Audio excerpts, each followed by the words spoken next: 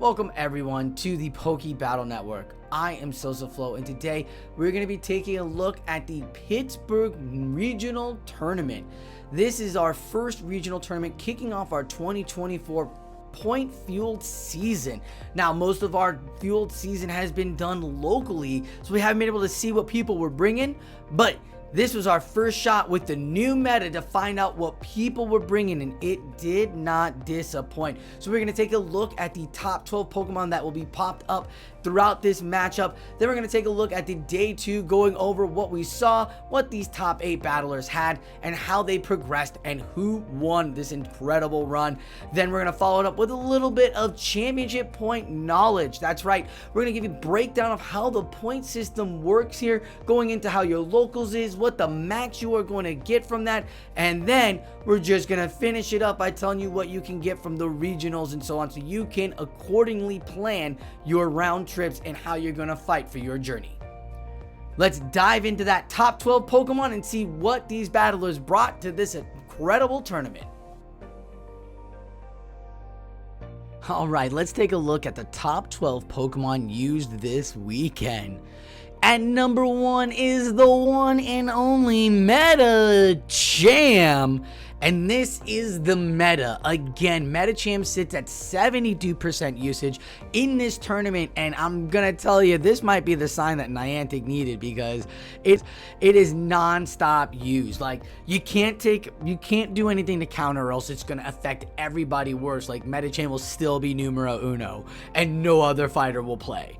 But Medicham is just on top of everything. It might have to take a back seat. We'll have to see how it plays out. But that being said, number 2 at 46%, so less than 50. That's like a 30%, almost a 30% drop there, folks. That's big drop of usage. Is the Registeel, then followed up with the Lickitung and the Lantern. So 3 big hitters are back again in our new 2024 season. And then you've got a replacement here. Instead of Noctowl, you've got the Gligar as the wing attack user. That with the Dig boof, we'd say that's a boof, and the Aerial Ace boof that it got, like, Gligar pumps up because it can also hit those Registeels and those Lickitungs real hard, and even have some good fight against that Medicham as well. Not to say if you get a Lantern, that's gonna force shield. Gligar's a great utility Pokemon. Azumarill sits at number 6, followed by Alolan Sane slash Swampert, Umbreon. There's the Venusaur, Alolan Ninetales, and to round us all up, it is not Carbink, it is Charizard sitting at number 12. I like that. That makes me feel better. After seeing Carbink hit PV poke for months now, and everybody could build one if you walked with your buddy and just gave it all your XL candies and everything like that, you still got Charizard here, and it is a great Pokemon, utility Pokemon of course. But with this grass boost up that we just saw here, as Medicham is now on top and the Venusaur takes over the GFISK matchup, with that grass boost, Charizard could still sit as a top tier Pokemon for you to put that pressure down. Now that we've seen Ice popping up in this Venusaur, and you can play against Swampert too. Go check that move base out back at Worlds. That's explained. But yeah, Charizard still good. Not afraid of the Carbink. So looking at these 12, you see a lot of similar Pokemon we've seen in the last meta, but we've seen replacements. We've said goodbye to GFISK. That's gone. So hard gone. Just like the Needle was. But in replacing it will be the Venusaur, I think. Umbreon's been up and down before. Venusaur will definitely be the more solid, especially if the Binks do start popping up. But if you see what you've got here, against everything could like whop a Bink basically. So I don't know if Bink is good, because it doesn't even make it to day 2 on a team. People brought Bink, but Bink did not do well. So let's take a talk and look at the top 8 of day 2 and check out what they're rocking. You see 7 out of 8 battlers rocking the Medicham and Lickitung. So that's a big tell right there for you, the battler. If you're trying to start team building, Medicham and Lickitung, you're trying to figure out where you need to put all that Stardust. If you don't have either of those ready and built, this is your tell. This is now the time. This is your sign. Go do it. 5 out of the top 8 battlers brought Registeel, Lantern, and Gligar. So what that tells us is the top 5 Pokemon we see are giving great utility out there for teams, and you don't have to play the top 5 Pokemon on the same squad. You can play a wide variety and still make things work. That is a great tell for us there. You've got Venusaur at 3. That's a big one. Hey, Venusaur top 19% were used, but 3 of them made it to the finals, and that could be said for the Charizard as well, because 2 of them were brought to the top 8, made it to the top 8, as Charizard users. Only 15 or 17% were brought from the 90 battlers that showed up this weekend. So that is a great little stat there. Looking at the teams, you got a lot of spice. You see Diggersby and Mantine and Superior popping up on Hot Pocket. Those look like spice now. They could very well play as metas as we get further down the line. Keep an eye on all of that team. And Hoff rocking her beautiful Tapu Fini, playing her playstyle. Can't be mad at her. She swapped out her Noctowl for the Gligar, as you see. So that's a lovely swap out, and she's ready to play. Lyles Jeff brought the Umbreon. Out of 20% of the users, Lyles Jeff was like, let me show you how to play Umbreon. Magic Mason said, I don't care about anything. Let's talk spice and bring back from the dead this Alolan Marowak. Coming in with the shadow version of Alolan Marowak and making it to the top 8 with that.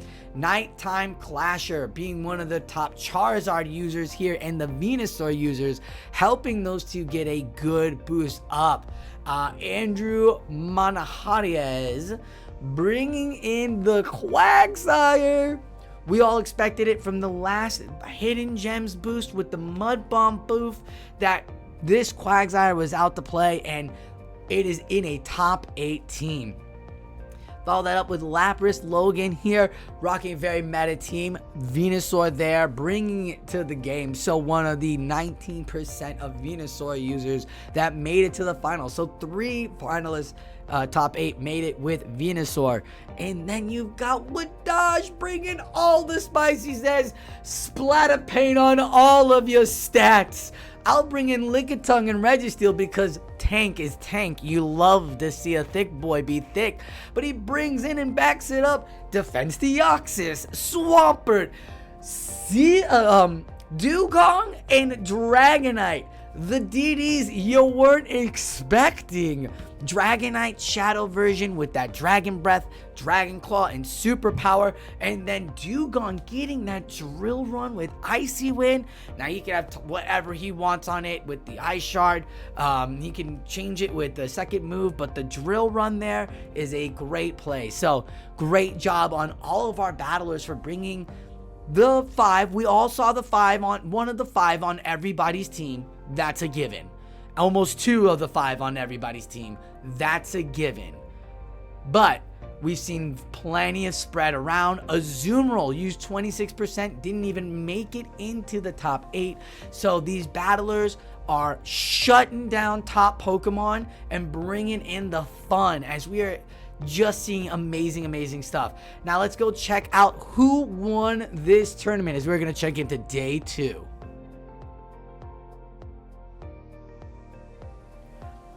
Getting into day 2, we got kicked off with Lyles Jeff and Hot Pocket, then followed it up with Nighttime Clasher and with Dodge. Then we said goodbye to Lapras, Logan, and Miss Enhoff as our first 2 exited the stage as top 8 and 7. Then we said goodbye to Nighttime Clasher and Magic Mason following. Then we said goodbye finally to the last Andrew Manjarrez as Hot Pocket waited to be in the final 3 here with Lyles, Jeff, and Wadaj. Now Lyles, Jeff, and Wadaj at it neck and neck. Lyles Jeff had a 2-0 and Wadaj comes back and kicks him down to the finals of losers bracket. But Jeff is not out as he takes this matchup against the ever so confident, ever so spriteful Hot Pocket. This kid came out swinging with Mantines and Charizards and everything. Jeff like fighting tooth and nail, but the Umbreon was too thick.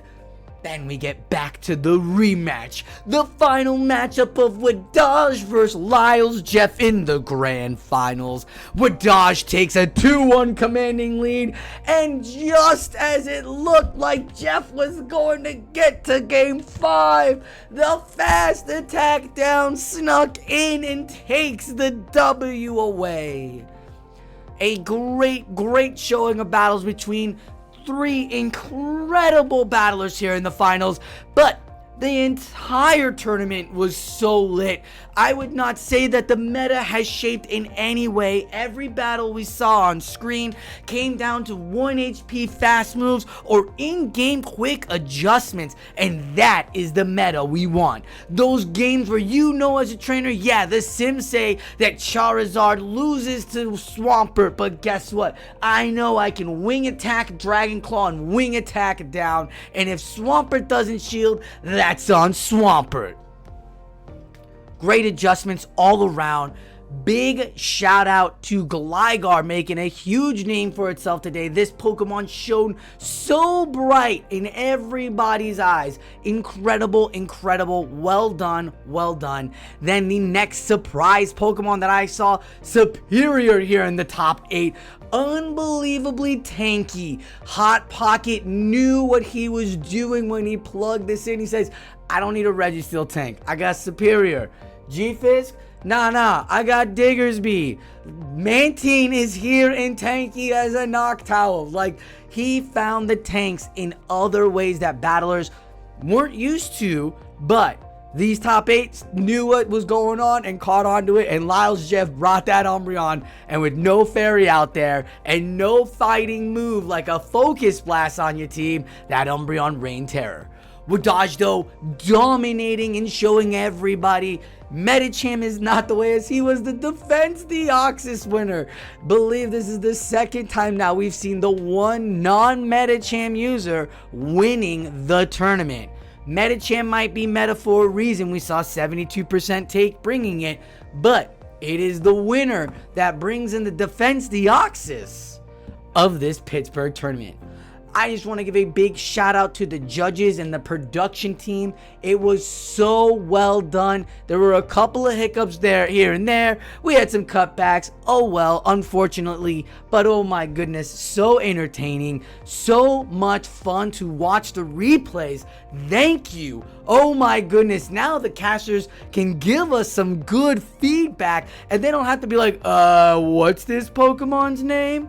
Nah, let's see the replay. Really appreciate all y'all in behind the scenes this weekend. It was so great. Thank you, crew. Congratulations again to Wadaj for taking the championship, as we're going to see how many points he got from this weekend and how to calculate the points for this season.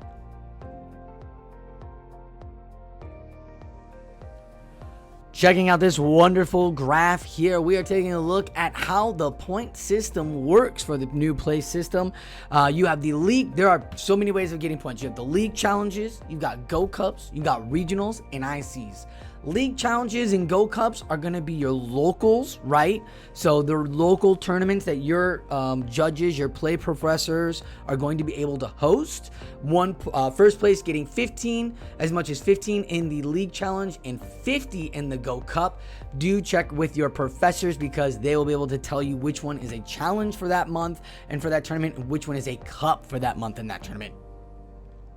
As you see further down the line, you have regionals and ICs.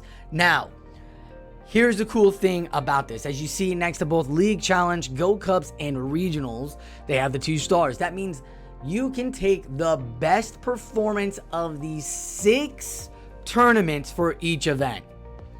What that says, just so we're all clear, that means if you go to if you have 4 tournaments in September this month and you do 2 tournaments in October, that is 6 tournaments. But say in 2 of those tournaments you didn't do so well, you didn't do first, you can still go down and battle and get better positions, maybe even get first to give you that 15 points for your league challenges. So the total number of points you can get out of league challenges is 90. So you're gonna wanna shoot for that 90, especially when you have 6 opportunities. That is 6 first places. So good luck there with the league. Now for the Go Cups, again, same thing, 6 best. You wanna get 6 good first places, which will give you 300 points total. So in your locals, when you calculate all that out, it's going to be 390. That is the most you can get from your locals. Now that doesn't mean do not do locals. You should absolutely continue to do locals and help your community and build and befriend all the rivals and everything. What this does mean is that the regional, you don't have to get first. You just like Wadaj got 200 for first. Now all he needs to do is just get 6 Go Cups and he's good. But he can play it out however he wants. But if you do the regional and you get the first in your locals, right? You have the 390 for your locals. Then you can look at the regionals and start plotting out for better regionals. This regional here had 90 players. So if you look far on the right to the kicker, you see 80 players all the way up, and that'll give the 32 to 17 placement. So the top 32 place and the top 32 start off with 60 points. So if you kick that 390 from your local, your max 390 from your local, and add that 60 to the 80 plus tournament, if you just did better than half, if you just won, I think you had to win just 3 matches. You had to win 3 matches in the winner's bracket, 4 matches in the loser's bracket to get top 32, to get those 60 points in this 94 person tournament. And then you now have 450 points total, which means you don't have to do so great in the next regional. Or you can just do another top 32 and that's that. Great for planning out if you're trying to travel at the end of the year, getting all of those dates scheduled out. Be sure to check out the Play Pokemon websites for all of your dates. Now ICs are more, boom, the more battlers, the more show up. ICs will kick us off with 500 points. So if you get first place in IC, you're pretty much going to Worlds, right? Besides the travel rewards and everything like that, you'll get tons of points. Wadaj is shooting for the most points this year, so I see the challenge and I say good luck to you, sir. He's going to try to go to 2 ICs and try to win those. So good luck out there, Wadaj. But yes, for you, the battler, this is a great chart to take a look at, to do all the numbers and crunch it out so you can start scheduling your regional run and maybe give yourself that amazing push this season. It is just started. Pittsburgh is underway. There is plenty of time to start planning and scheduling. Find your community, reach out to tons of battlers. Everybody's willing to help out and help build the communities within. The Play Professor program is a wonderful program for you out there. So good luck as you are trying to get out for your Worlds this year.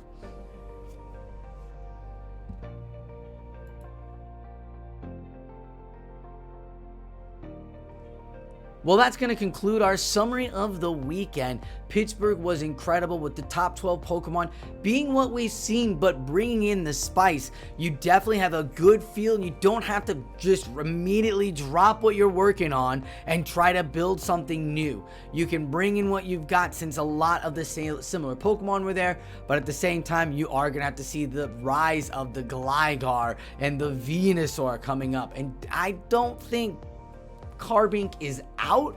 I just think it wasn't brought. So be on the lookout for that, as these battlers are going to be showing us numerous amounts of incredible skills that they are going to be bringing to these regionals. Congratulations, Wadaj, on an amazing run, going undefeated here. It seems like after Hartford, you kind of just flipped the switch and has sent everybody into the rear view mirror. You and its accent are just laughing up at the top. I know I say that, but you guys are Butter said it in the video. You guys are on another level. It's incredible to watch you both battle, but you just did something incredible this weekend with a whole new meta and just shook it all up, winning with a bunch of spice, bringing in the Dragonite that no one was gonna expect. Well done. A round of applause, sir. To everybody else adjusting to this for the next matchups, good luck out there. Hopefully this top 12 Pokemon review gave you a better idea of what you're going to be building for and what to look out for as we go further into this Play Pokemon series. Congratulations to the top 8 battlers for making it to day 2, and to the top 32 for getting your bottom 60 points this weekend. So if you're out there and you're looking and you're doing all your 6 of cups and 6 of leagues, that'll be a total of 450, which means if you just go to a big one and get top 64, you're gonna secure yourself a spot at Worlds. So be on the lookout. You did great this day, this weekend, so congratulations. A big shout out to Dracovids for their amazing graphics. They are giving us these teams, keeping us up to date and showing us how it played out. And thank you to JJan for the amazing championship point graphic that he made for everybody. That's going to wrap it up for me here at the Pokebattle Network. Thank you all for watching. Let me know down below what you think the top 12 Pokemon are going to bring in the next meta. What Pokemon might shine, and what Pokemon do you think is going to be the next spice pick? Superior, Gligar, all of these. There's one typing I saw that might come out that might be real prevalent here. We'll have to keep our eye out as the next tournaments are just weeks away. So thank you all for watching. Be sure to like and subscribe to the channel for more up-to-dates on these regional recaps. Thank you Dracovids and JJan for the amazing graphics. Be sure to click on the links down below to follow everything. If you want to rewatch day 1 and 2 of Pittsburgh, the link will be there as well.